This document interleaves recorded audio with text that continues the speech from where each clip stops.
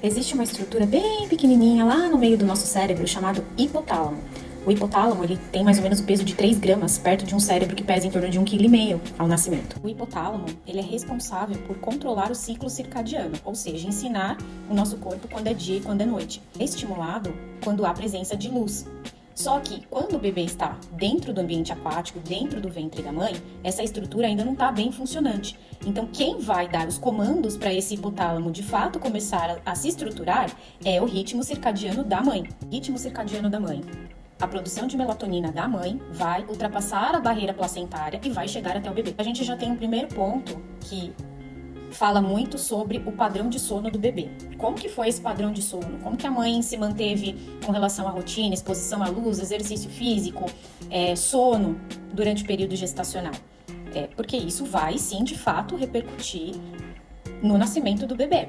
Como que foi a saúde dessa gestante durante todo o período gestacional? Ela dormiu, ela descansou, ela praticou exercício físico, ou essa gestante passou a gravidez inteira estressada, produzindo cortisol, em repouso? Não adianta querer que o bebê durma bem se a mãe, durante todo o período gestacional, passou muito estresse e houve uma modificação do seu padrão de sono. Então isso vai sim influenciar quando o bebê nascer. Na grande maioria das vezes, esses cursos voltados para sono, consultoria de sono, pessoas que trabalham com sono, elas vão atuar nessa frente, tá? Que é ajudar o bebê a encontrar o ponto de equilíbrio, entender como funciona o ciclo circadiano, ajustar a rotina da casa, ajustar esses estímulos para que o bebê passe a interpretar esses estímulos da forma correta e entenda que existe dia, existe noite, que a noite foi feita para dormir.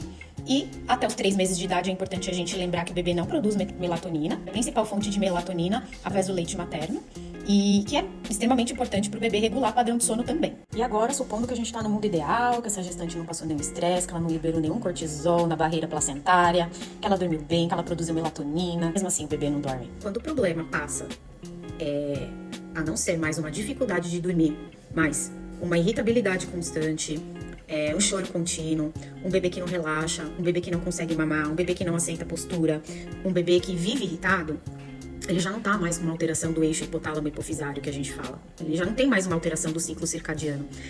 A quantidade de hormônio de estresse que esse bebê liberou é tão grande que foi capaz de estimular o sistema nervoso central simpático. Então, a gente começa a mudar o comportamento do cérebro perante ao sono. Uma vez que você mudou o comportamento cerebral, que você mudou toda a química, a resposta desse bebê aos estímulos do ambiente, a gente tem que mudar isso. A gente tem que trazer esse bebê para o sistema nervoso parasimpático, que é para calma, para o relaxamento, para o sono tranquilo, para uma amamentação tranquila, para uma aceitação, por exemplo, de dormir num berço e não só dormir no colo, chacoalhando, não só quando o bebê está exausto, tá? E aí que entra o meu trabalho. Por quê? Na grande maioria das vezes, os distúrbios de sono, que nós atendemos, né, com a terapia manual pediátrica, eles não estão correlacionados com a alteração de hipotálamo, do ciclo circadiano. Eles estão associados com a alteração da química do cérebro. E muitas coisas podem alterar essa percepção de comportamento no bebê. Uma delas, torcicolo, tá?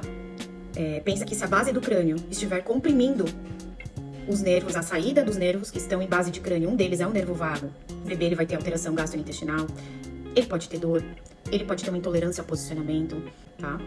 Que pode também ocasionar alterações digestivas e de sono. E a gente tem que atuar na causa. A gente precisa fazer as liberações para que esse bebê durma, para esse bebê descansar. Porque se ele continuar em alerta, ele não vai crescer, ele não vai se desenvolver. Dormir bem não é só para adulto. Dormir bem faz melhores conexões cerebrais, recupera os nossos músculos, recupera a nossa memória. No caso dos bebês, gera aprendizado motor, faz com que os bebês fiquem mais receptivos aos estímulos do ambiente. Então, se esse bebê não dorme, ele não desenvolve. E muitas vezes, as dificuldades de amamentação e de sono, elas estão interligadas.